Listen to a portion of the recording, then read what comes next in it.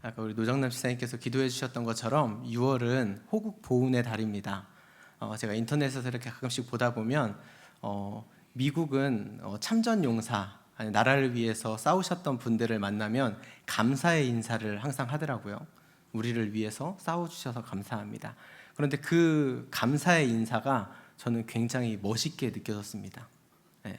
근데 우리도 마찬가지로 나라를 위해서 헌신하시고 나라를 위해서 싸워주신 분들을 고마워하고 감사의 표시를 하는 모든 성도님들 되시기를 소원합니다. 네. 자, 오늘 사사기 13장 1절부터 14절까지의 말씀을 가지고 마노아의 믿음이라는 제목으로 함께 은혜를 나누려고 합니다. 마노아 부부의 믿음이라고 보셔도 될 것 같습니다. 자, 지난 시간 우리가 사사 입다에 대한 이야기를 마무리하고 이제 우리는 잘 알고 있는 삼손에 대한 이야기를 한번 시작해 보려고 합니다. 그런데 성경에서는 다른 사사들과는 다르게 조금 특이하게 삼손의 출생의 과정부터 이야기를 하고 있음을 우리가 볼 수 있습니다. 그래서 오늘 등장하는 사람들이 삼손의 아버지인 마누아와 그의 아내입니다. 사사기를 통해서 알 수 있는 것은 매번 사사들이 등장할 때는 항상 이스라엘이 죄악을 저지르고 있을 때라는 겁니다.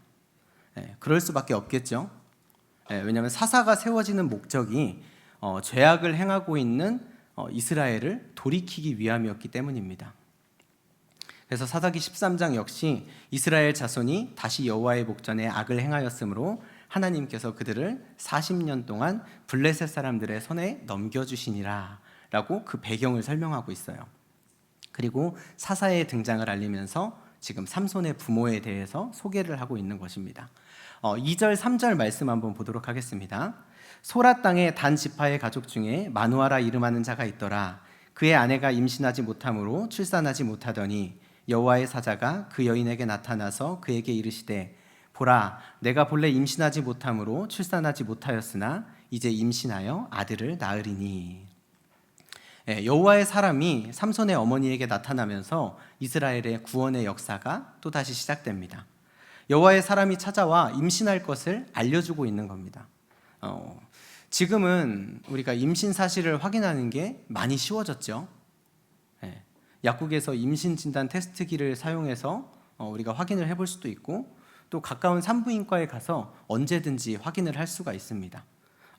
그럼 이제 임신이 확인되면 어떻게 되죠? 맞아요. 기쁘시죠?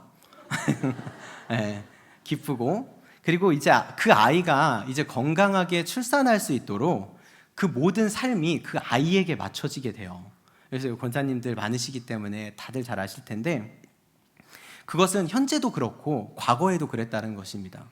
그래서 이러한 이유에도 과거에 임신 사실을 빠르게 아는 것은 굉장히 중요한 일이었어요. 그런데 확인할 수 있는 방법이 많지 않았다는 거죠.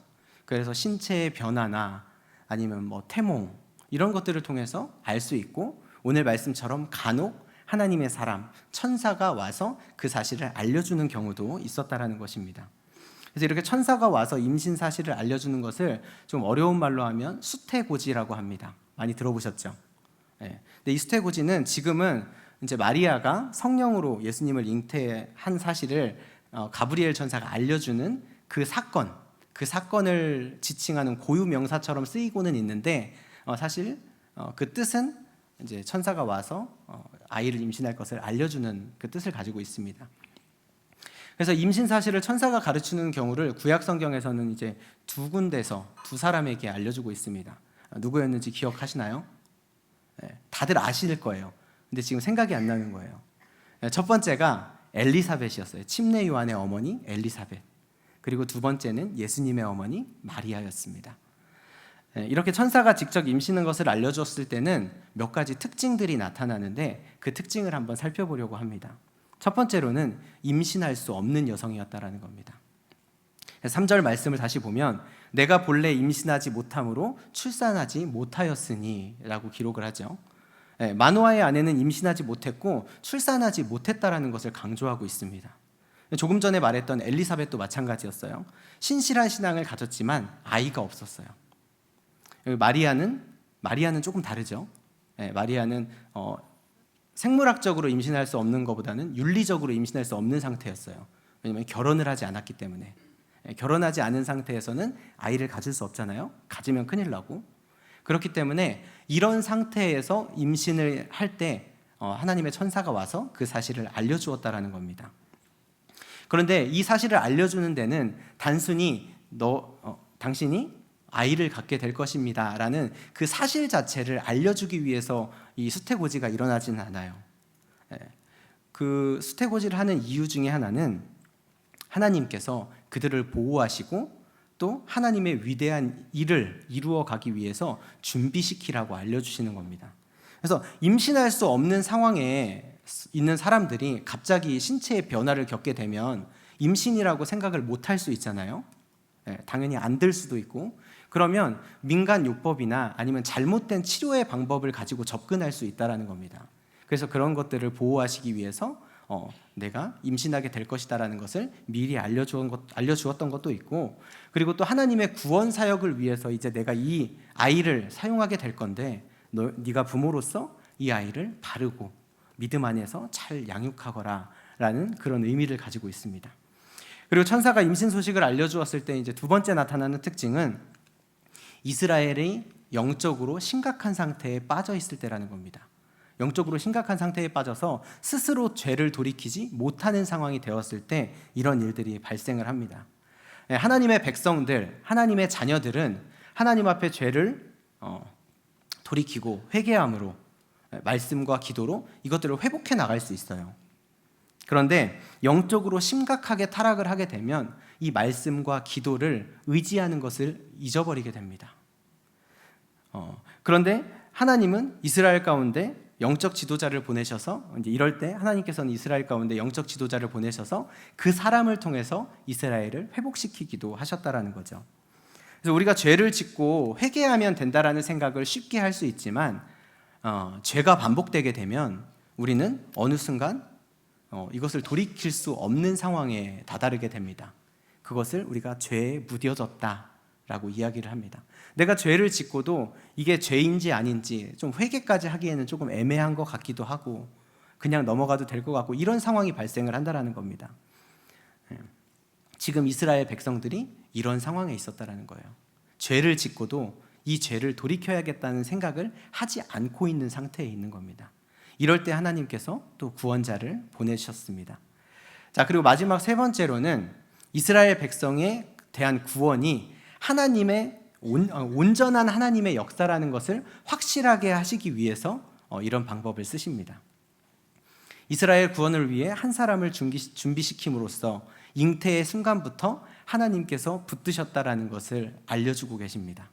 그래서 그 모든 과정 가운데 그 누구도 개입할 수 없고 하나님이 분명하게 구분하시고 사용하신다라는 것입니다.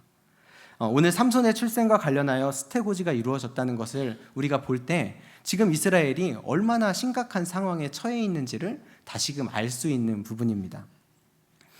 이전에 하나님의 구원 과정에 대해서 계속 반복적으로 말씀을 드리고 있잖아요. 그래서 잘 알고 계실 텐데 이스라엘이 하나님 앞에 죄를 짓고 나면 하나님이 이스라엘을 심판하시죠. 그리고 견디다 못한 이스라엘 백성들이 하나님 앞에 죄를 회개하게 돼요. 그리고 하나님이 그 기도를 들으시고 응답을 하시는 거예요. 이게 하나의 과정인데 지금 이스라엘 백성들이 영적 상태가 얼마나 심각했으면 40년이라는 블레셋의 압제가 있었어요. 근데 그럼에도 불구하고 그 가운데 하나님을 찾고 있지 않다라는 겁니다. 하나님의 심판 앞에서도 회개하지 않고 하나님을 찾고 있지 않는 이스라엘 백성들의 모습이 지금 나타나고 있는 겁니다. 엄청나게 악한 이스라엘의 모습이죠. 그럼에도 하나님은 삼손이라는 사사를 통해서 이스라엘을 구원할 계획을 준비하셨습니다. 이런 하나님의 구원의 은혜는 죄악된 우리에게도 적용되는 동일한 것입니다. 우리가 먼저 하나님을 찾고 하나님 앞에 구원을 요청했기 때문에 우리가 구원받은 것이 아니라 하나님이 죄인된 우리를 사랑하셔서 우리가 찾기 전에 먼저 오셨다라는 겁니다. 먼저 우리에게 오셔서 하나뿐인 아들 예수 그리스도를 십자가에 내어주심으로 구원의 길을 만들어주셨어요. 그렇기 때문에 우리는 이스라엘 백성들의 지금 이 악한 모습을 보면서 정말 악하다, 정말 나쁘다 이렇게 비난할 수 없다라는 겁니다. 왜냐하면 우리의 모습도 똑같기 때문에. 그런데 우리가 이 말씀을 통해서 우리가 발견해야 되는 건 뭐예요? 이스라엘의 그 악한 모습 가운데서도 그들을 사랑하셔서 구원하기를 원하시는 하나님의 그 마음입니다. 우리가 죄악된 삶 가운데 살고 있음에도 우리를 사랑하셔서 우리를 구원하시고 우리를 지키고 보호하시려고 하시는 그 하나님의 마음을 발견해야 된다는 것입니다. 그 하나님의 사랑과 은혜에 더욱 감사하시는 삶을 살아가는 모든 성도님들 되시기를 축복합니다. 마노아가 속해 있는 단 지파는 우리가 세상적으로 말하면 정말 운이 나쁜 지파였어요. 어떤 의미에서 그러하냐면 여호수아 말씀을 보면 각 지파가 가나안 땅을 제비 뽑아서 분배받게 되잖아요. 그런데 단 지파도 제비를 뽑아서 분배를 받았어요. 근데 제비 뽑아서 차지한 그 땅에 가장 인접하게 붙어 있는 나라가 블레셋이었어요. 이게 뭐냐면 가장 강력한 적이 가장 가까운 데 있다라는 거예요. 얼마나 운이 없어요. 제비를 뽑아서 기껏 받았는데 실제로 이 블레셋 때문에 단 지파는 평지로 내려와 보지도 못했어요. 그런 어려운 상황을 항상 겪고 있는 그런 지파였어요. 그런 가운데 하나님께서 이스라엘 백성들을 이 단 지파 가운데 삼손을 보내주셨다라는 겁니다. 삼손을 보내주시면서 하나님께서 마노아 가정을 선택한 이유가 분명히 있으실 겁니다. 이 가정은 오랫동안 자식이 없었음에도 불구하고 인간적인 방법으로 자식을 가지려고 하지 않고 늙도록 하나님을 기다렸습니다. 그리고 당시에 이스라엘의 영적 타락함을 봤을 때는 사실 이게 별거 아닐 수 있지만 당시에 이스라엘의 그런 상태들을 봤을 때는 마노아 가정이 정말로 순수한 가정이었다. 순수한 믿음의 가정이었다. 신앙을 잘 지키고 있었다라는 것을 보여주고 있는 것입니다. 그래서 어떤 사람들은 이야기를 해요. 마노아 부부가 아이를 갖기 위해서 왜 다른 방법을 취하지 않았는가? 다른 방법이라는 건 뭐예요? 다른 여인을 취할 수도 있고, 그다음에 또 여러 가지 방법들이 있겠지만 왜 그렇게 하지 않았는가에 대해서 이야기를 할 때 이런 이야기들을 해요. 마노아가 아내를 너무 사랑해서 아내 외에 다른 여자를 취할 수가 없었다. 이렇게 이야기하는 사람들도 있고, 또 하나는 돈이 없어서 다른 식구를 늘릴 형편이 아니었다. 이렇게 이야기하는 사람들도 있어요. 그리고 믿음이 너무 신실해서 세상의 모든 유혹들을 거절하고 하나님만 바라보았다. 이렇게 이야기를 하고 있어요. 어떤 게 좀 설득력이 있으세요? 성경에는 그 이유를 기록하고 있지 않기 때문에 사실 이 이유들이 다 맞을 수도 있고 다 틀릴 수도 있어요. 그런데 중요한 것은, 분명한 것은 하나님께서 이 가정을 구별하셨다라는 겁니다. 하나님께서 이 가정을 구별하셨고 이 가정을 지키셨다라는 거예요. 당시에 아이를 낳지 못한다는 것은 죄였고 치욕스러운 일이었어요. 세상 사람들로부터 멸시받고 조롱받는 삶을 살았을 것입니다. 왜냐하면 아이가 없다는 이유 때문에. 지혜로운 것, 아름다운 것, 재산이 많았던 것 등등 그 어떤 것도 이 아이 없음으로 인해서 다 무시됐을 거예요. 그런데 여러분, 하나님의 구원은 여기서 시작되었다는 것입니다. 인간의 철저한 실패 앞에 하나님의 역사가 시작됨을 믿으시기 바랍니다. 혹시 나의 삶이 실패한 것 같고 또 회복이 안 될 것 같고 그리고 너무 힘든 일이 계속 반복돼서 그런 생활 가운데 있으신 분이 있으시다면 오늘 마노아 부부 가운데 시작된 하나님의 역사를 기억하시기 바랍니다. 하나님은 가장 어려운 곳에서 우리가 가장 힘들어할 때 우리와 함께 하나님의 일들을 이루어 나가시기를 원하십니다. 우리가 3절 말씀 다시 한번 보도록 하겠습니다. 여호와의 사자가 그 여인에게 나타나서 그에게 이르시되 보라 내가 본래 임신하지 못함으로 출산하지 못하였으나 이제 임신하여 아들을 낳으리니 그러므로 너는 삼가 포도주와 독주를 마시지 말며 어떤 부정한 것도 먹지 말지니라. 보라 내가 임신하여 아들을 낳으리니 그의 머리 위에 삭도를 대지 말라. 이 아이는 태에서 나옴으로부터 하나님께 바쳐진 나시림이 됨이라. 그가 블레셋 사람의 손에서 이스라엘을 구원하기 시작하리라 하시니라. 여호와의 사자가, 여호와의 사람이 그 여인에게 나타나서 이제 태어날 아이는 나시린임을 밝히고 있습니다. 그리고 그가 블레셋 가운데 이스라엘 백성들을 구원할 것이다라는 것을 알려주고 있는 성경 구절입니다. 그러면서 이야기하는 게 뭐예요? 나시린의 삶이죠. 포도주와 독주를 마시지 말고 그 어떤 부정한 것도 먹지 말고 그 머리 위에 삭도를 대지 말라고 말합니다. 이렇게 삼손은 출생부터 성장까지 확실히 구별된 삶을 살아야 했습니다.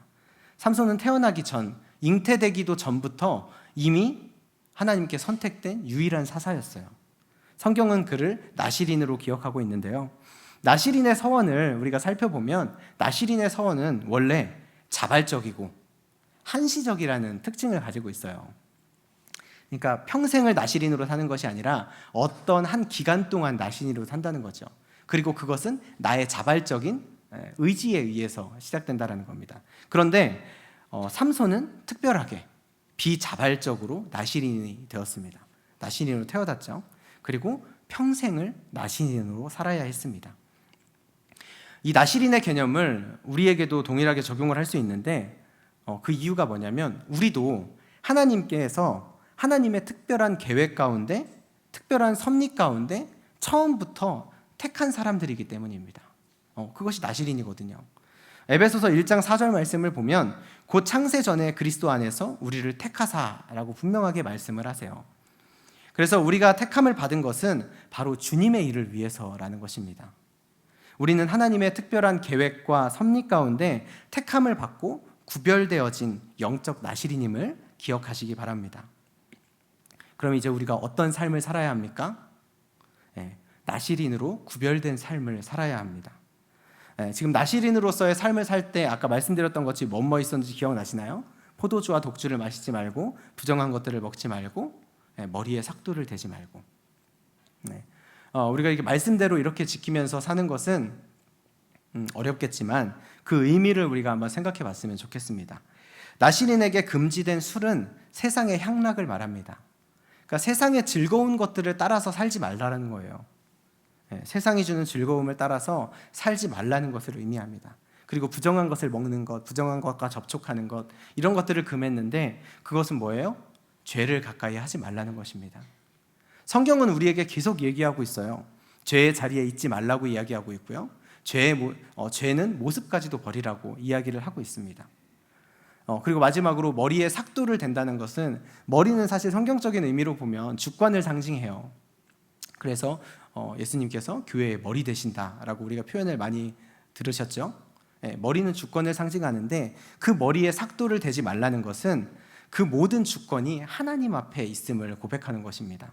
그래서 하나님만이 우리의 삶의 주관자가 되시는 것이고 친히 우리를 다스릴 수 있는 분이라는 믿음의 고백이 바로 이것입니다.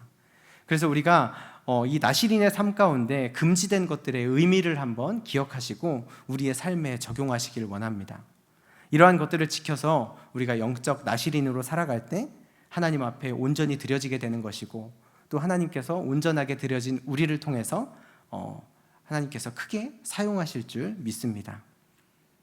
자, 자녀를 갖지 못한 한 여인에게 하나님의 사자가 와서 잉태 소식을 알렸습니다. 그리고 그 소식을 들은 마누아의 아내는 그것이 온전한 하나님의 능력임을 믿었습니다. 그리고 마누아의 아내는 불가능을 가능케 하시는 하나님을 믿었기 때문에 이런 믿음이 나왔다는 거죠. 그래서 그의 남편에게 가서 하나님의 사람이 오셔서 나에게 임신하여 아들을 낳을 것이다 라고 말해 주었다라고 이렇게 전하게 됩니다. 그때 삼손의 아버지인 마노아도 동일한 믿음을 보여줍니다. 의심하지 않고 아내의 말을 믿었습니다. 그리고 하나님의 사자를 다시 보내달라고 간구하는 모습을 볼 수 있습니다. 8절 말씀입니다. 마노아가 여호와께 기도하여 이르되 주여 구하옵나니 주께서 보내셨던 하나님의 사람을 우리에게 다시 오게 하사 우리가 그 낳을 아이에게 어떻게 행할지를 우리에게 가르치게 하소서 하니. 마노아가 아내의 말을 전해 듣고 하나님의 사자를 다시 보내달라고 한 것은 의심이나 확인이 아니었다라는 겁니다. 그것은 확신이었어요. 하나님께서 아이를 주실 것이라는 확신을 가지고 그러면 우리가 그 낳을 아이를 어떻게 가르쳐야 되고 그에게 어떻게 행해야 되고 무엇을 해야 되고 이런 것들을 가르쳐 달라고 간구한 것입니다. 그래서 우리가 오늘 말씀처럼 오늘 제목처럼 마노아의 그 믿음, 마노아의 이런 자세를 우리가 본받아야 된다는 것입니다. 마노아가 아내의 말을 듣고 거기서 그치지 않고 하나님의 사자, 하나님의 사람을 다시 만나기를 간구하고 더 알고 싶은 것들을 묻는 자세가 우리에게 필요하다라는 겁니다.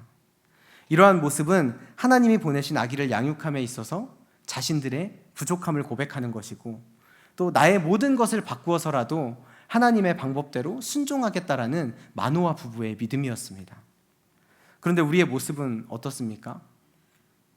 마노아 부부와 비교해 보았을 때 지금 사사기 설교를 하고 있는데 사사기 말씀 요즘에 은혜가 많이 되는 것 같아. 은혜 많이 받고 있어. 여기서 그치면 안 된다라는 겁니다. 내가 앞으로 어떻게 살아갈 것인가, 우리가 들은 말씀을 가지고 내가 앞으로 어떻게 살아갈 것인가, 무엇을 포기해야 되는가, 그리고 내가 무엇이 변해야 하는가, 이런 것들을 끊임없이 생각해야 된다는 거예요. 나에 대한 하나님의 놀라운 계획을 이루기 위해서 내가 포기할 것이 있으면 포기해야 되는 것이고, 또 그리스도와 함께 받을 고난들이 있다면 기꺼이 그 고난을 감수해야 된다는 것입니다. 자, 말씀을 마무리하도록 하겠습니다. 하나님은